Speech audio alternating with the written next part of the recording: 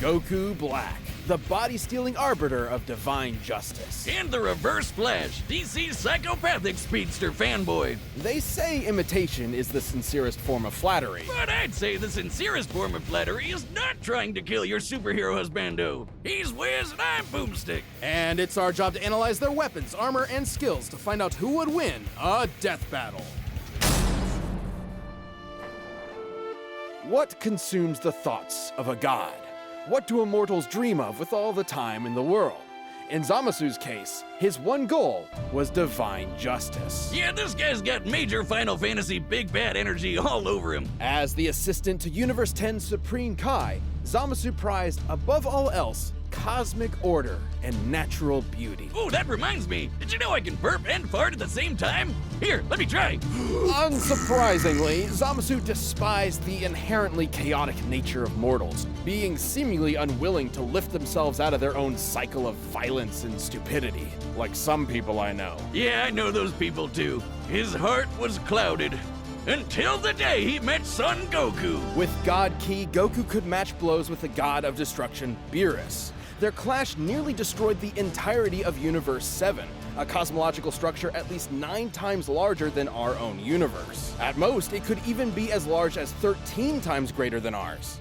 Side note, it's worth mentioning that when 2 gods of destruction fought, they were capable of casually destroying 2 of these universes. And since the shockwaves from their punches traveled across Universe 7 in seconds, they'd have to be hitting way faster than light. Goku was tapping into his Super Saiyan God form for this, though clearly not at its full strength. While the exact multiplier for Super Saiyan Blue is unknown, Toriyama himself has directly compared it to the original Super Saiyan form. And don't forget, Goku trained with Whis and fought in the tournament with Universe 6 before Zamasu caught up with him. So by that time, he was way stronger. Here was a mortal with the powers of gods beyond even Zamasu's abilities. Someone who could bring his dreams to fruition. So Sammy did what anyone would do in that situation. Kill his master to become the Supreme Kai, wish on the Super Dragon Balls to switch bodies with Goku, and kill every single mortal in the universe. And thus the deity Zamasu became Goku Black.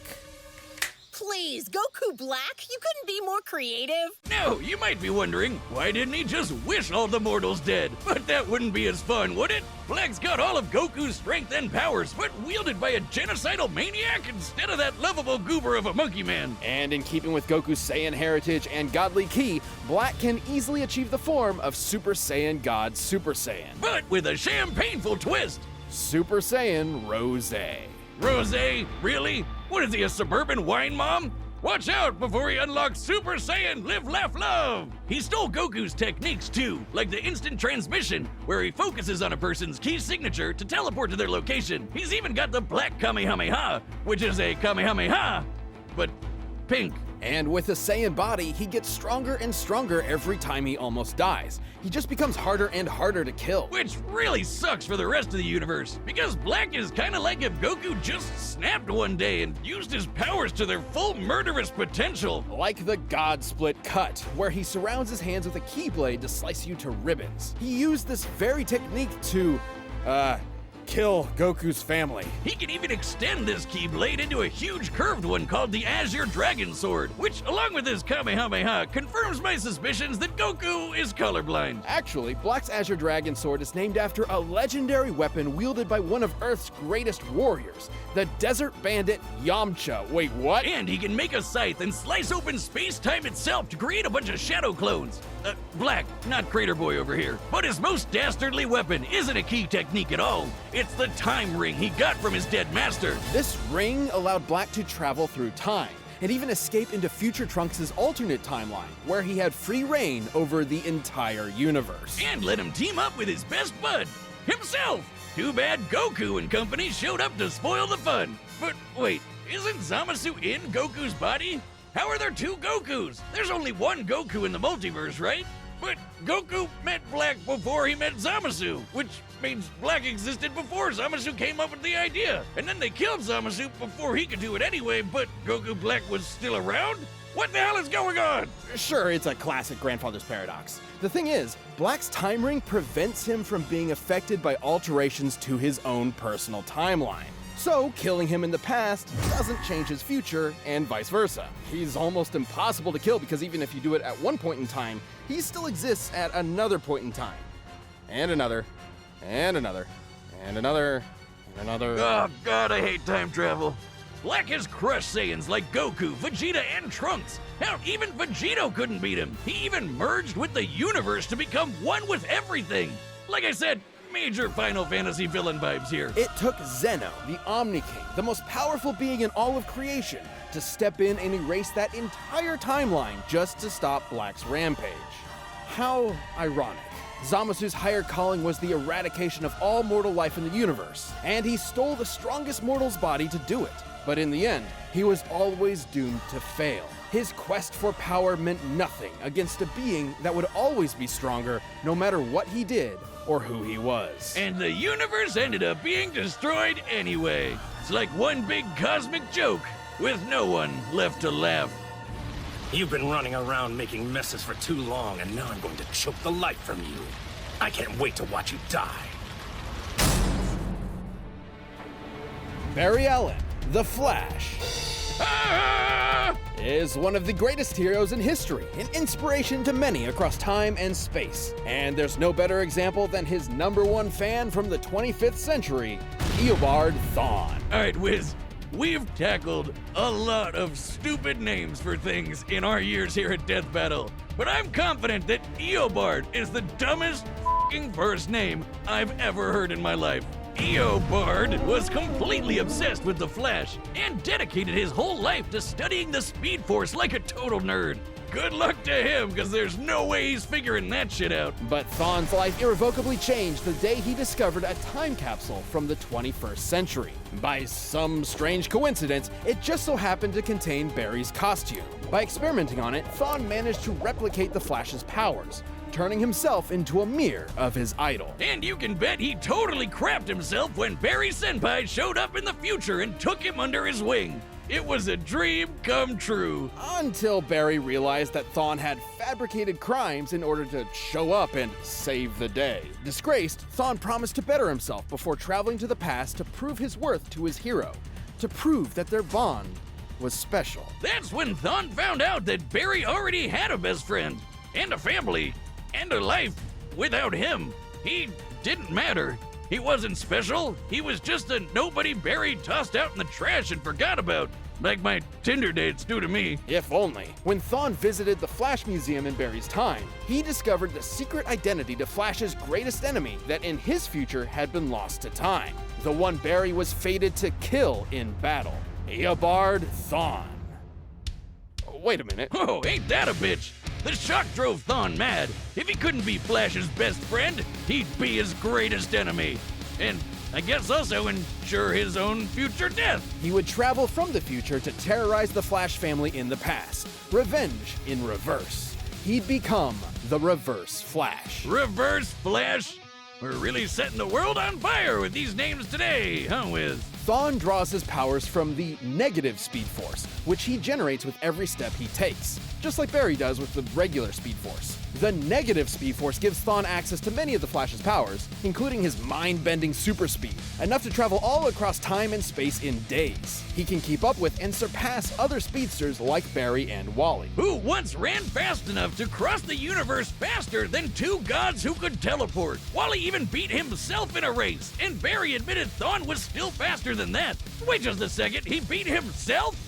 That doesn't even make sense. But unlike Barry and Wally, Thawne applies his powers more catastrophically, using them to their full potential without any care for collateral. Take, for instance, his ability to vibrate himself through solid objects. Objects like, say, vital organs. And if he did, he'd scramble their molecules, causing instant death. Thawne did just that to Barry's wife Iris, and Barry did not appreciate it. Thawne's vibrations are so powerful, he can even produce a counterforce that can reverse the destruction of the entire universe. Pretty crazy sounding, but even B-tier speedsters like Jenny Ognats can do the same kind of thing. And when Barry and Wally raced each other, they were tearing up the entire multiverse. Thawne can create shockwaves with a snap, phase into your body and possess you, and even speak at such high speeds that you'll hear his words as though they were your own thoughts. And instead of stealing your speed like other Flashes, He can steal your time. Yeah, Thon can yoink decades from your life and age you 80 years in just a few seconds. Kinda sounds like your sex life, huh, Wiz? But Thon's greatest ability is his unmatched skill at time travel, and he uses this expertise to be as petty and cruel as humanly possible. Thon wasn't a dummy. He knew that if he went back in time to kill Barry before he got his powers, he'd erase himself from the time stream too. So instead, he'd just make Barry's life suck as hard as he could, push him down some stairs, retcon his best friend from history,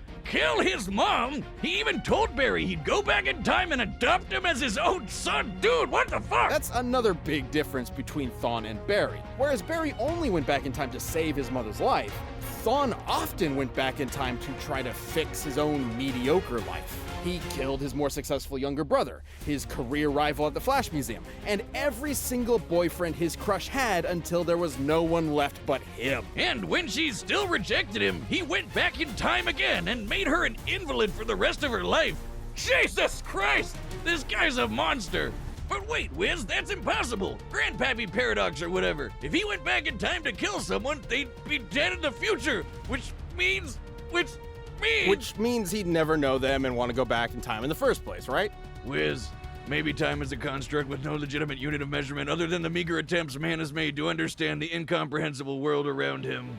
Well, actually, Thon was just inside the time stream when Barry initiated Flashpoint, which rewrote the universe while Thon was technically disconnected from it. So, Thon essentially broke. Literally, figuratively, mentally, physically, temporally. Or maybe he just hated Barry so much it defied the laws of time itself. Whoa!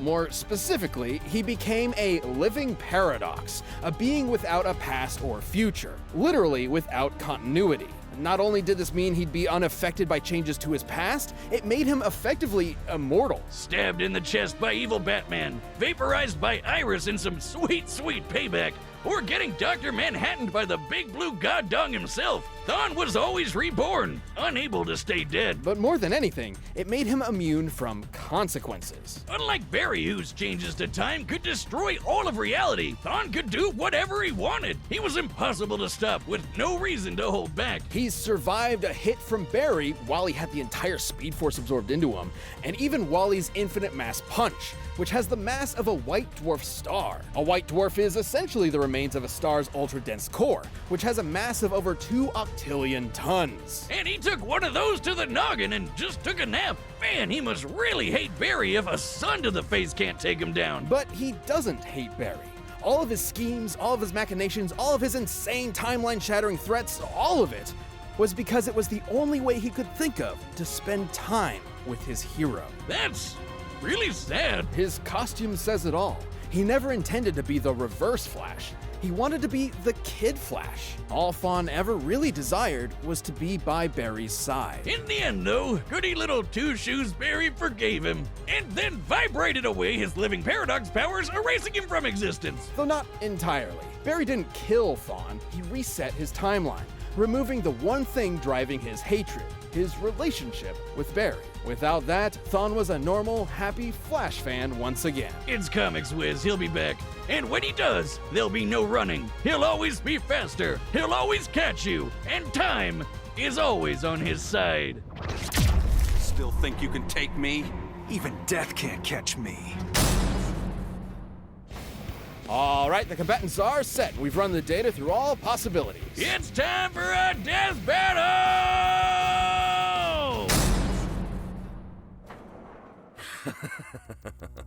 It was me, Barry. I was the one who...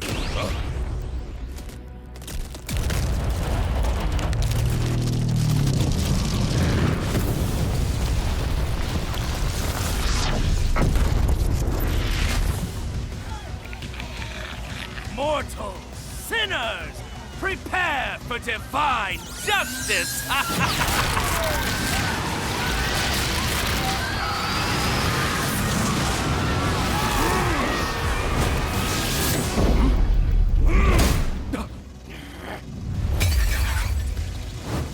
Oops.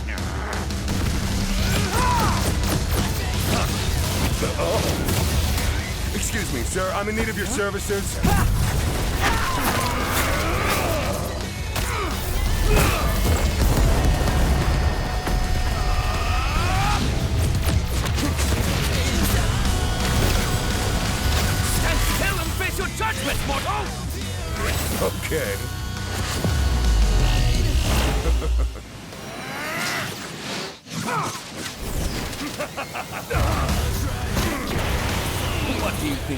color. Is it not beautiful?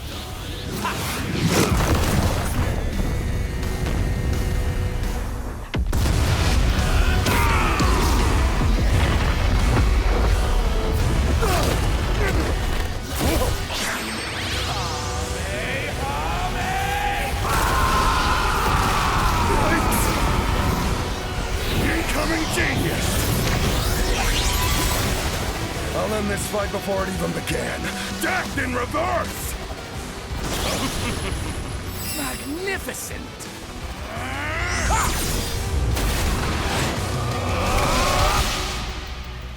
Mortals, sinners, prepare for defy!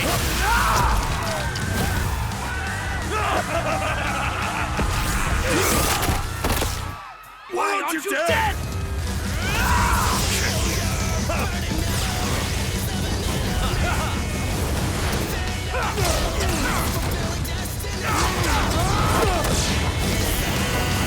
Oh shit!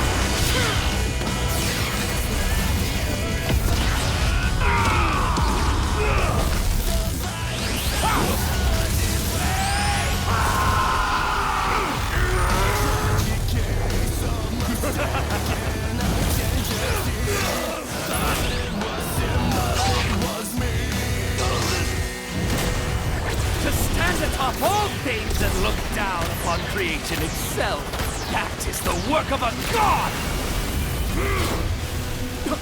Empty threats to a living paradox!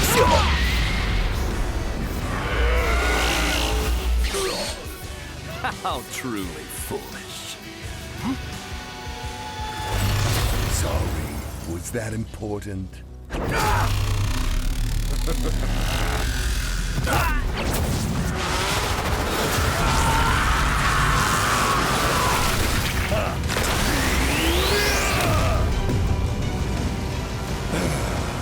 How fun.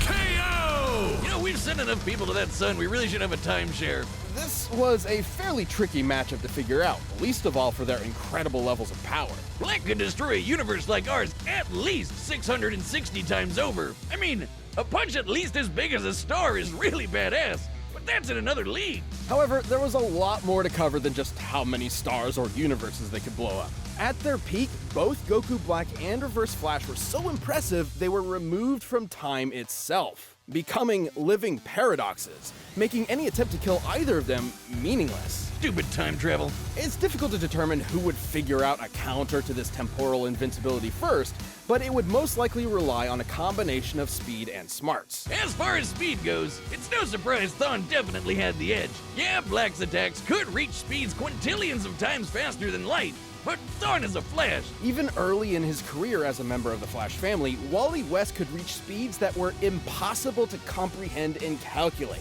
There are numerous examples of this for multiple iterations of the Flash, many of whom Thawne was clearly equal to. Plus, he's kind of an expert when it comes to timey-wimey bullshit. And he could likely overpower Black and destroy said time ring too. After all, Thawne once generated enough energy to counter the destruction of the entire DC universe, which is stated in comics to be at least 100 trillion light years in diameter. That's over 1 billion times larger than our own universe, and over 70 million times larger than Dragon Ball's Universe 7. It's sort of impossible to lock down the exact limits of Goku Black's upper strength without getting into lots of assumptions and guesswork. He's obviously stronger than Goku was when he clashed with Beerus, but even being super generous with training and power boosts and multipliers, the gap here is way too wide to be able to just assume Goku Black could match this level of power. The DC universe is just too big. And remember, Barry and Wally's race almost ripped apart the entire DC multiverse. It's also important to stress that Goku Black is not Goku. Goku's drive and willpower can push through even the most absurd limits to potentially match higher levels of power.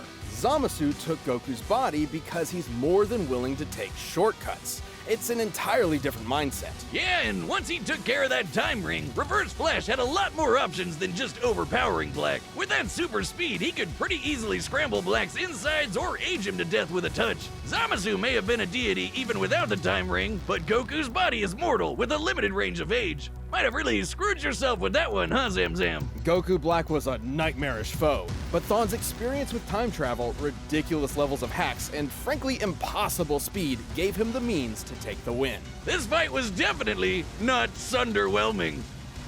The winner is the Reverse Flash. I hope you guys enjoyed that episode of Death Battle. If you're looking for something else to watch, Season 2 of Last Laugh is available right now on Rooster Teeth. It's a show all about contestants trying to make each other laugh, but everyone trying their hardest not to. If you laugh, you're out. Watch the first episode right now by clicking the video on the side. Oh, yeah! Oh, yeah!